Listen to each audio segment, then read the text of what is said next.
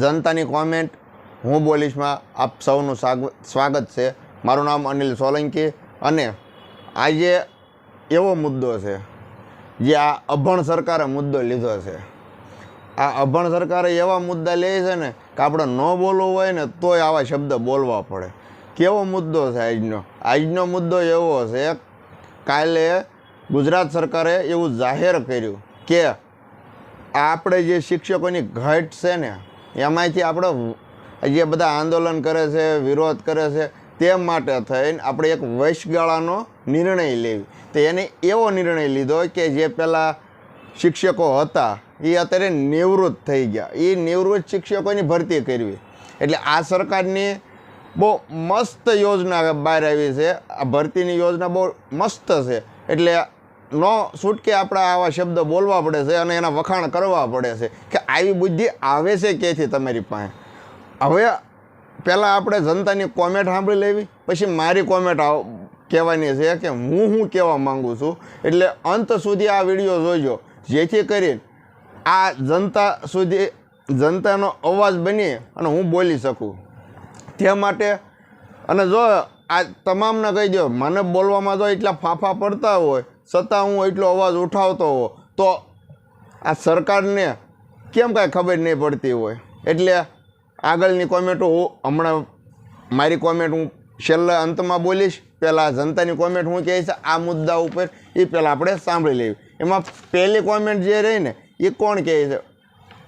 વસાવા નિલેશભાઈ। એ એવું કહે છે લાખો યુવાનો બેકાર છે અને નોકરી આપવા માટે નિયમો બદલો, એવી વ્યવસ્થા હોવી જોઈએ। જે નિવૃત્ત થયા છે એમને એ વસ્તુની જરૂર નથી, સિસ્ટમ બદલો, નહીં તો કેટલાક યુવાનો માટે આ દુઃખના સમાચાર છે।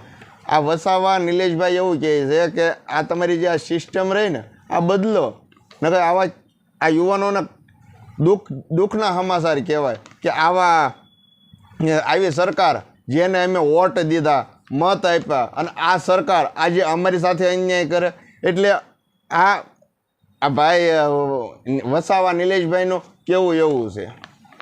હવે હરેશભાઈ તરૈયા એવું કહે છે કે નિવૃત્તને પેન્શન બંધ કરી અને પગાર આપજો, બાકી ગુજરાતમાં લાખો યુવાનો બેરોજગાર છે। એટલે આ ભાઈનું એવું કહેવું છે તમે આ નોકરી આપો ને તો જે પહેલાંના શિક્ષકો જે નિવૃત્ત થઈ ગયા એનું પેન્શન જે ચાલુ છે ને એ બંધ કરી દેજો। બંધ કરી અને પછી જે તમારો આ પેન્શન આ ભરતીનો કરાર પ્રમાણે જે પગાર હોય એ પગાર પછી આપજો। એટલે યુવાનો બેરોજગાર છે એને પણ થોડુંક રાહત મળે। વિજયસિંહ જાડેજા, હવે આપણી ત્રીજી કોમેન્ટ એવી છે, વિજયસિંહ જાડેજા એવું કહે છે કઈ રીતે આ સરકાર ચાલે છે મારો રામ જાણે, પણ આ કઈ પ્રકારની સિસ્ટમ છે એ ખ્યાલ નથી આવતો। યુવાનોએ હવે મેદાનમાં ઉતરવું પડશે, પહેલાં ઈવીએમનો વિરોધ અને બીજો આ સિસ્ટમનો વિરોધ। એટલે આ ભાઈ વિજયસિંહ જાડેજાનું એવું કહેવું છે કે આ કઈ રીતે આ સરકાર આગળ છે ને એ જ નથી ખબર પડતી, મારો રામ જાણે કે આ સિસ્ટમનો શું કરવું એમ। પણ હવે આ ભાઈનું એવું કહેવું છે કે આપણે પહેલાં ઈવીએમનો વિરોધ કરવો છે। ઈવીએમનો વિરોધ શા માટે આ ભાઈએ કીધો હોય છે કે આ ઈવીએમમાં ગોટાળા કરીને આ સરકાર બને છે, એટલે એ ભાઈ એમ કહે છે પહેલાં ઈવીએમનો વિરોધ કરવો છે ને, એટલે જેથી કરીને આ સરકાર જાય પછી આપણે એની સિસ્ટમનો વિરોધ કરવો છે એમ। એટલે આપણે આ બે આંદોલન કરવાના છે એવું આ વિજયસિંહ જાડેજા કહે છે। અને હવે કમલેશભાઈ બારૈયા, આપણી ચોથી કોમેન્ટ છે કમલેશભાઈ બારૈયા, એ શું કહે છે યુવાનોને ભજીયા તળવા માટે ડિગ્રીઓ મેળવી છે। એટલે આ ભાઈનું એવું કહેવું છે કે આ યુવાનો રહ્યા એને હું આ ભજીયા તળવા ડિગ્રીઓ લીધેલી છે। પણ હવે હું તમને એમ કહું છું આ મોદી સરકાર જે રહી ને એને એમ એક વખત નિવેદન આપ્યું જ હતું એ કે યુવાનો બેરોજગાર ન રહે તે માટે એમને ભજીયાની લારી કરવી પડે, સમોસા અન્ય કોઈ પણ લારીઓ ગલ્લા કરી અને ધંધો કરો એમ, અમારી પાસે નોકરી દેવાનો ઓલું નથી એવું મને આ નોકરી દેવાનો અર્થ નથી, તે માટે એને એવું નિવેદન ત્યારે આપ્યું હોય છે અને આજે એને સાબિત કરી દીધું કે તમારે ભજીયાને એવું જ તળવાનું છે। અને આ ભાઈની વાત જે રહી એ હાચી છે। હવે ચેતનભાઈ ઠાકોર એવું કહે છે, ના બરોબર છે, ભાજપ તારા વહેતા પાણી.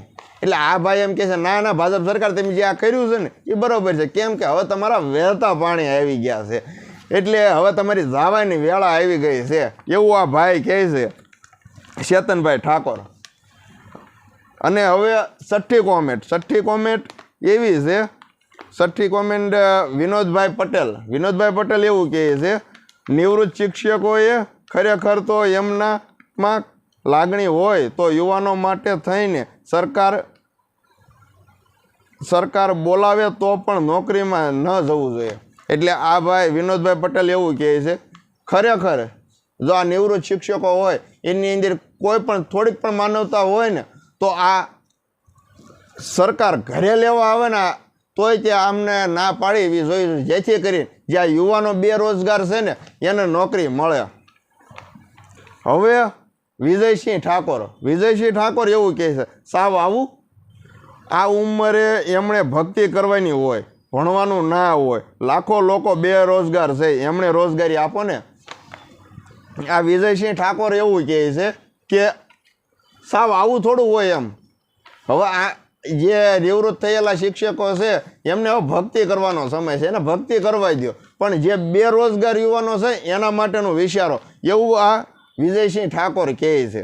હવે આપણી આઠમી કોમેન્ટ પાર્થ ચૌહાણ એ એવું કહે છે કે નવું નજરાણું દેશનું શું થશે, આ નેતાઓ શું સાબિત કરવા માંગે છે. એટલે આ એમ કહે છે આ દેશનું નવું નજરાણું છે એમ.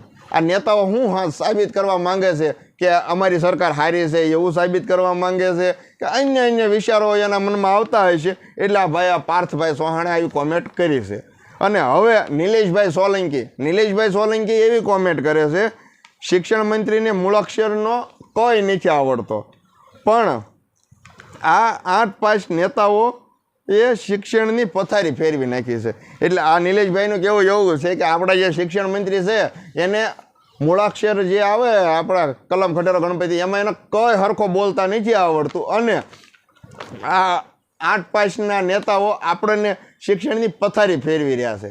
એટલે આ જનતા બોલે છે, જનતાનો અવાજ ઉઠાવું છું, જે જનતા કોમેન્ટ લખે છે એ હું બોલું છું, નહીં કોઈ મારા ઘરની ઉમેરી કોમેન્ટ છે. આ મારી ઘરની ઉમેરી કોમેન્ટ છેલ્લા આવશે, છેલ્લા તમે મારી કોમેન્ટ જોઈજો. હવે છેલ્લી કોમેન્ટ અજીતસિંહ પરમાર એવું કહે છે, આવા મૂર્ખાઓને શું કહેવાનું, એટલે પહેલાં બેકાર છે એનું કરો ને. એટલે આ ભાઈ એવું કહે છે તમને હવે મૂર્ખા છો તમને હવે કેટલુંક અમારે કહેવું, ક્યાં સુધી અમારે આવા અવાજ ઉઠાવવા. તે માટે થઈને આ ભાઈનું એ એમ કહે છે કે જે બેકાર છે એના માટેનો કાંઈક નિર્ણય લ્યો, જે પગાર પેન્શન લે છે એના માટે આવા નિર્ણય ન લ્યો. અને હવે મારી કોમેન્ટ એવી છે, આ મારો વિડીયો તમે જોયો, ઘણી જગ્યાએ મારે બોલવામાં ફાફા પડ્યા. કેમ? હજી હું આ વિડીયો બનાવવાની ટ્રાય કરું છું એટલે મારે બોલવામાં ફાફા પડે, પણ આ લોકો સત્તા લઈને બેઠા છે, શિક્ષણ મંત્રી બની ગયા છે, છતાં પણ જો આ લોકોના આવા વિચારો હોય, જો એને ખબર ન પડતી હોય તો હું એની કરતાં 100 ગણો સારો છું. ભલે મને બોલવામાં ડાસા પડે, પણ મને એટલી તો ખબર પડે છે કે આ જે નિર્ણય લીધો ને એ ખોટો છે. આમાં કેટલાક યુવાનોને આત્મહત્યા પણ કરવી પડે એવા નિર્ણય આ લે છે. કેમ કે આત્મહત્યા શું કામ કરે એનું કારણ તમને કહો. આત્મહત્યા કરવાનું કારણ એક જ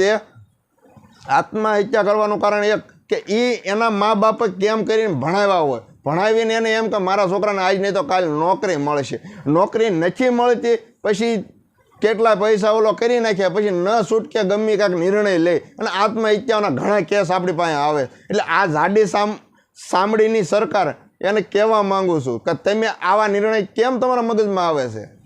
મને બોલવામાં ફાફા પડે તો મને ખબર પડે છે કે આવા નિર્ણય ન લેવા જોઈએ. હું નથી સત્તા ઉપર તો મને ખબર પડે છે કે આવા નિર્ણય ન લેવો, અને તમે સત્તા ઉપર છો તો તમને આવા મગજમાં વિચાર કેમ આવે છે. અને એક ઓલા ભાઈએ કોમેન્ટ કરી ને કે હવે તમારા વહેતા પાણી, મને એવું લાગે તમારા હવે વહેતા પાણી શરૂ થઈ જ ગયા છે.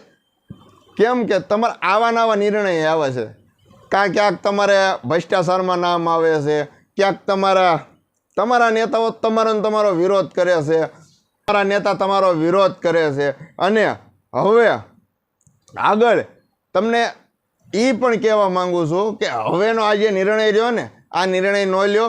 કેમ કે તમે જે ભરતીના ફોર્મ બહાર પાડો છો ને ત્યારે યુવાનો તમે જોજો કેટલા ફોર્મ ભરાય છે. તમે 5,000ની ભરતી બહાર પાડી હોય તો 5 લાખ ફોર્મ ભરાય છે. 10,000ની ભરતીનું ફોર્મ બહાર પાડ્યું હોય તો 10 લાખ ફોર્મ ભરાય છે. તે એ તમને મગજમાં નથી આવતું કે આ એટલા બેરોજગાર છે અને ઓલાને જેને નોકરી મળી ગઈ છે એને નોકરી આપીને તમારે વચગાળાનો નિર્ણય આવો કેવો? આ નિર્ણય કેવો વચગાળાનો?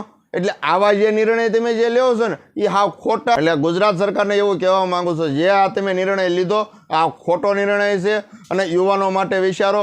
કેમ કે યુવાનો ઘણા બેરોજગાર છે, તે માટે યુવાનો માટે નિર્ણય લ્યો. આવા નિર્ણય લેવાનું હવે બંધ કરો કે આ તમારી જે આવી ઓલી નાનપણની બુદ્ધિ હોય ને એવી બુદ્ધિ તમારી અત્યારે હાલે છે. આ બુદ્ધિ તમારો બુદ્ધિનું પ્રદર્શન બંધ કરો.